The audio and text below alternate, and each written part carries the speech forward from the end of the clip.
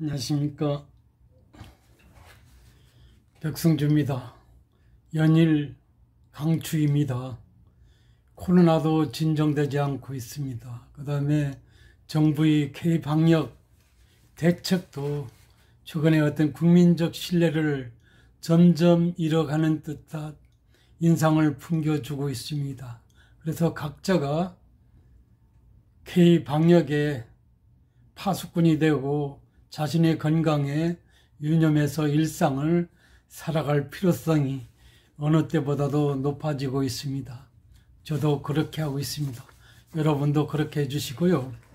오늘 방송에서는 최근 정기국회에서 5.18 역사 왜곡 처벌법 등 소위 헌법상의 표현의 자유를 제한하는 듯한 여러 법률이 제정 공포 예정으로 있는데요. 그래서 오늘 방송에서는 정치가 5.18 역사를 법으로 묶어서 독점했을 때라는 주제로 여러분한테 말씀을 드려보도록 그렇게 하겠습니다. 관련해서는 소위 최진석 서강대 명예교수께서 직접 5.18 현장에서 체험을 한 그런 분이신데요. 정당이 5.18을 독점하는 것을 비판하고 있습니다. 그런 내용을 엮어서 말씀드리고, 그리고 역사적 관점에서 왜 정치가 역사를 묶으면 안 되는지에 대한 나름의 의견을 가미해서 방송을 진행하도록 그렇게 하겠습니다. 최진석 서강대 철학과 명예교수, 최근에 한 일간지와의 인터뷰에서 5.18은 민주화 투쟁인데 더불어민주당 점유물이 되어버렸다. 나는 5.18을 폄훼하는 것이 아니라 5.18을 폄훼하는 사람들을 폄훼한다며 자신이 나이 21살 때의 순수했던 5.18을 읽고 싶지 않다고 했습니다. 지난 10일 나는 5.18을 왜곡한다는 글을 썼던 최 교수는 이날 페이스북에서 나는 5.18을 왜곡한다를 발표하고 나서라는 제목의 글을 올리고 정부 여당이 지난 9일 처리한 5.18 민주화운동 역사 왜곡 처벌법을 재차 비판하고 나섰습니다. 그는 광주에서 중고등학교를 나왔고 1980년 5월 21살의 나이로 5.18을 직접 겪은 인사이기도 합니다. 최 교수는 5.18은 혁명이고 민주화 투쟁인데 민주당이 점유물이 되었다. 정치인들에게 포획당했다고 했습니다.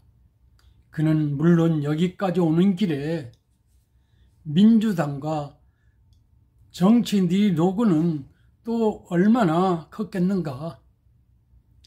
박수를 보낸다 라면서, 그러나 언제부턴가 정치인들은 5.18만 가져가고 5.18이 정신이라 할 수 있는 민주화 자유는 잃어간다고 비판하고 있는 것입니다. 최 교수는 법으로 지키려 하지 않는 것이 차라리 5.18을 살리는 길이라며 법으로 지키려 하는 것은 왜 나쁜가? 5.18이 쟁취하려고 했던 민주화 자유의 정신을 훼손하기 때문이라고 그랬습니다. 법으로 묶는다는 것은 헌법상의 소위 민주주의 원칙의 제1순위라고 할 수 있는 국민의 표현의 자유를 차단한다는 점에서 최 교수의 입장 충분히 이해가 하고 남습니다. 이어 그는 역사 문제를 법으로 다스리려고 하는 것은 민주주의 핵심인 표현의 자유를 심히 침해한다라고 하고 있습니다. 그러면서 표현의 자유는 민주화 자유 핵심사항 가운데 하나라고 했습니다. 개인적 입장에서도 최 교수님 입장에 동조를 표하고 싶습니다. 역사가 법으로 묶여서 차단되고 온전하게 보존되는 그런 사례를 보지 못했다는 점에서도 상당히 의미를 부여할 수 있지 않느냐는 그런 생각을 하게 합니다. 최 교수는 유교 전쟁을 북침이라고 주장하는 사람들을 예로 들며 그래도 그것 때문에 왜곡처벌법을 만들지 않았다는 것입니다. 제가 한국 현대사를 집필하면서 느끼는 것은 특히 어떤 진보적 어떤 사회주의적 사고를 갖고 있는 분들은 북침설 그리고 북한이 주장하는 입장에서 유교 전쟁은 이승만이 저지른 전쟁이라고 했습니다. 그렇지만은 최근에 역사적 사실에서 비추어서 집필하면서 여러 가지 어떤 그것이 모순된다는 입장을 드러낸 남침설을 증빙하는 그런 역사적 사실들이 드러나고 있다고 본다면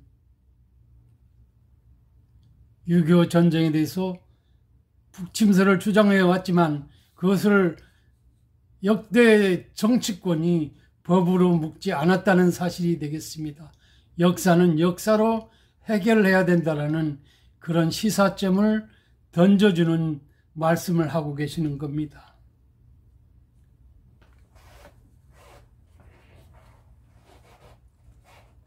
민주와 자유를 위해서 표현의 자유가 그만큼 중요하기 때문입니다. 그는 독재의 첫걸음은 표현의 자유를 제약하고 표현 내용을 국가가 독점하겠다라는 것으로 출발한다며 모든 역사적 사건에 대한 왜곡처벌법을 만들지 않을 이유가 없어진다고 했습니다. 역사는 역사가의 판단에 맡겨야 되는 것입니다. 너무 정치권이 오버하는 것이고 특히 민주당 입장에서는 180여 석을 확보했기 때문에 국민이 주신 선물을 마음껏 쓰겠다라는 그런 입장에서 이런 법을 만드시는 것 같은데 최 교수님 입장에 매우 동감을 표하고 싶습니다. 게다가 최 교수는 열린민주당 최강욱 대표가 지난 11일 발의한 검사 판사는 사직 후 1년간 선거 출마를 금지하는 검찰청법 법원조직법 개정안을 비판하면서 법의 정신은 이미 다급한 현실에 의해서 심히 왜곡되고 있다며 법에 의한 통치가 아니라 법을 이용한 통치는 지금 대한민국에서 일상이 되어버렸다고 했습니다. 법률 만능주의가 판치고 있습니다.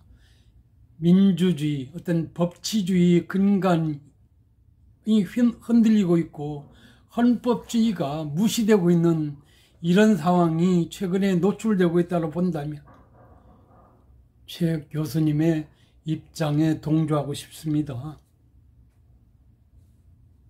그러면서 그는 이런 법을 만들려는 행위가 정의가 돼버린 사회다.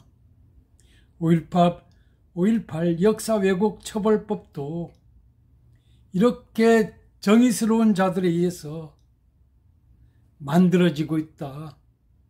그렇기 때문에 더 위험스럽다는 것입니다.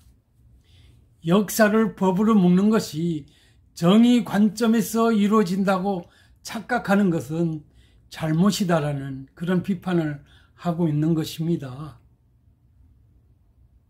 저기서는 유신헌법, 히틀러 유대인 학살계획, 모태통이 대약진 운동과 문화혁명 등을 거론하면서 모두 다 현실에서 최악을 면하기 위한 불가피한 고육책들이었다며 평범한 얼굴을 한 악인이 탄생하는 경로는 다 이래왔다는 것을 역사는 기록하고 있다는 것입니다. 맞습니다. 우리 역사에서도 이런 거 많이 봅니다. 우리 현대사에서도 최 교수님 말씀하신 그런 내용 확인해 볼 수 있습니다. 독재의 길은 이렇게 열리는 것이라고 했습니다. 그는 역사를 법으로 묶지 말고 나의 5.18을 너희 5.18로 정하지 말라는 말이라는 것이라며 그것이 더 민주이고 더 자유이기 때문이라고 했습니다. 무슨 말이냐면 겪어보지도 않은 사람들이 현장에서 겪은 사람의 입장을 무시하고 정치적 야욕 때문에 정치적 정의로움 때문에 입법을 통해서 역사를 법으로 묶는 것은 큰 오산이 될 수 있다. 독재의 길로 가는 지름길이 될 수 있다라는 그런 비판을 이렇게 요약해서 설명해 주고 있는 것 같습니다. 저기서는 또 표현이 자유에 입각해서 호루라기를 부는 대중들을 살인자라고 하면 안 된다며 살인자라고 하는 말이 튀어나왔다면 이제는 마음에 드는 소리만 듣지 마음에 들지 않은 호루라기 소리는 듣지 않고 중화하겠다는, 다시 말해서 자신들을 좋아하는 사람들과만 살겠다는 뜻이라고 비판하고 있는 것입니다. 5.18을 비판하는 사람은 배제하고 5.18을 숭고한 것으로 자화자찬하고 뭐 이렇게 부추기는 사람만 같이 받아들이겠다라는 생각을 하는 것은 잘못이다. 역사는 그런 비판적인 사람들에 의해서 모든 것이 걸러지다 보면 더 5.18이 더 확고하게 다져질 수 있다라는 점을 이렇게 표현해 주고 있는 것입니다. 그래서 최 교수는 노영민 대통령 비서실장이 지난 11월 청와대 국정감사에서 8.15 광화문 집회 참가자들을 향해서 살인자라고 하는 발언을 겨냥해서 이렇게 표현하고 있습니다. 이것도 마찬가지죠. 감히 국민이 주권자인 그런 대한민국에서 저희 비서실장이라도 감히 이런 말을 해서는 안 되는데 경황이 없는지 모든 것이 자신들이 세상이라서 그렇게 판단하고 일가를 했는지는 모르겠습니다. 와닿는 부분이 많습니다. 최 교수는 비판하는 소리가 비난으로 들리고 거기다가 듣기 싫어지면 깨달아라. 자신이 무너지고 있음을 이라며 차디철이나 이기붕이 되는 일이 그렇게 어려운 것은 아니다라고 했습니다.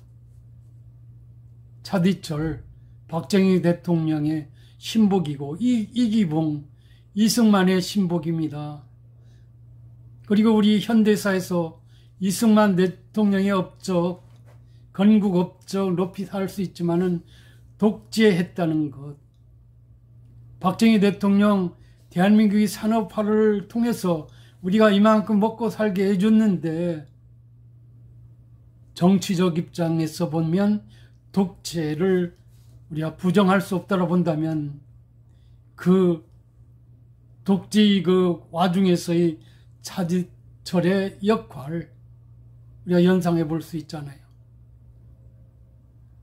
이기붕 때문에 제1공화국이 망해서 이승만 대통령 하와이로 피난처로 선정할 수밖에 없었지 않습니까? 그죠? 그렇다면 최 교수가 역사 문제를 법으로 다스리려고 하는 것이 민주주의 핵심인 표현의 자유를 심히 침해한다고 했는데 과연 그런가요? 역사적 관점에서 본다면 분명히 그런 것 같습니다. 역사를 기술하는 입장에서 조금 전에 이승만 독재, 박정희 독재를 연상해 본다면 그런 감을 지울 수 없습니다. 그 다음에 5.18의 경우도 신군부의 어떤 그 독재적 발상에서 그런 사건을 저질렀다라고 우리가 연상해 본다면 와닿는 부분이 많습니다. 역사란 무엇인가의 저자 에르가 칼에 의하면 역사는 의식적으로든 무의식적으로든 역사가 자신이 시대적 위치를 반영하게 된다 이래 됐습니다. 역사가가 자신이 시대적 위치에서 그 역사를 쓰게 된다는 것입니다. 5.18의 역사도 앞으로의 미래 세대의 역사들이 그 관점에서 5.18을 쓰게 된다는 것이죠.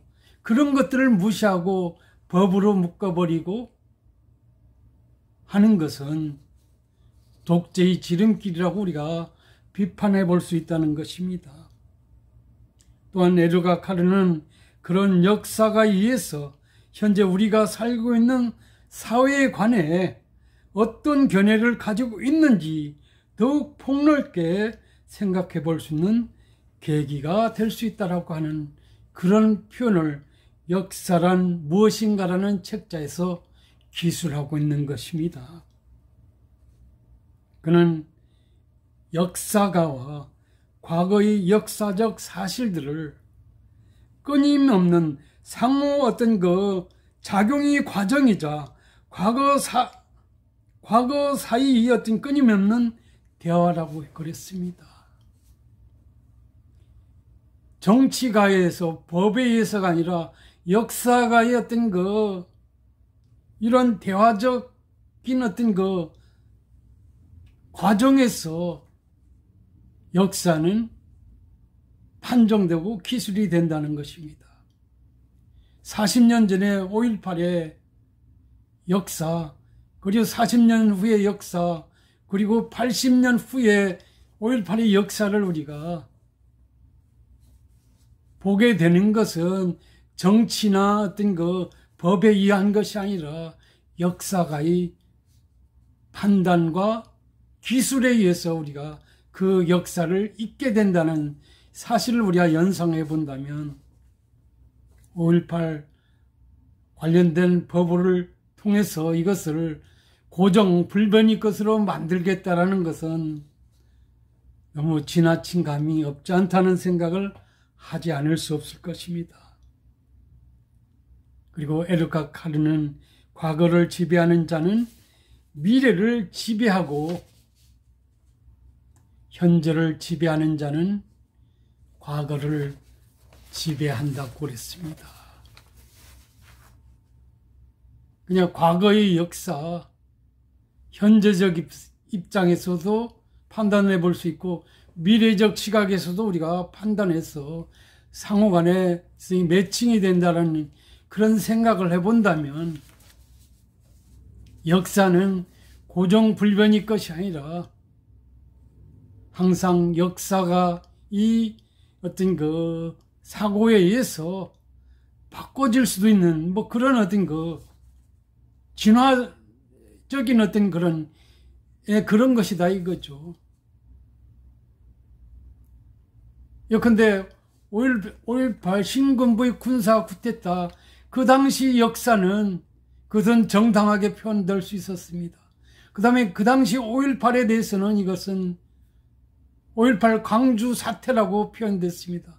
그렇지만 지금에서는 5.18 민주 항쟁의 어떤 그런 역사로 표현되고 있는 그런 것들을 본다면 역사는 불변적인 것이 아니라 항상 변화무쌍한 어떤 상황에서 역사가의 판단에 의해서 기술을 냈을 때 그 당대의 사람들이 그것을 읽고 판단한다고 본다면 5.18 민주항쟁의 역사를 고정불변의 것으로 묶으려는 그런 착상 자체가 어쩌면 문제로 보여진다는 점이 되겠습니다. 에르가 카르는 역사란 역사가와 과거의 역사적 사실들을 끊임없는 상호작용의 과정이자 과거사의 끊임없는 대화라고 하고 있다는 그런 점을 우리가 연상해 본다면 최 교수의 우려처럼 과거 역사적인 사실인 5.18 문제를 역사가가 아닌 정치가나 그가 주도하는 정치에 의한 그리고 다수당이 어떤 입법에 의해서 입법에 전적으로 맡기는 것은 옳지 않아 보인다라고 우리가 단정해 볼 수도 있지 않겠느냐는 것입니다.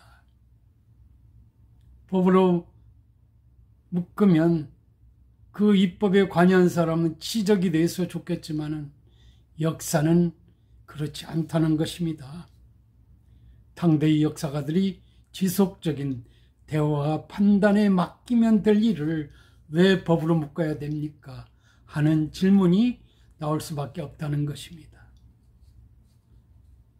예컨대 한국전쟁의 북침설과 관련해서 말한다면 최근 한국사를 연구저술하는 과정에서 이 이슈에 직면한 적이 있었습니다. 이후 자료 추적을 통해서 익힌 바에 따르면 한국전쟁의 북침설은 지금은 확실히 소수설로 비춰지고 있다는 것입니다.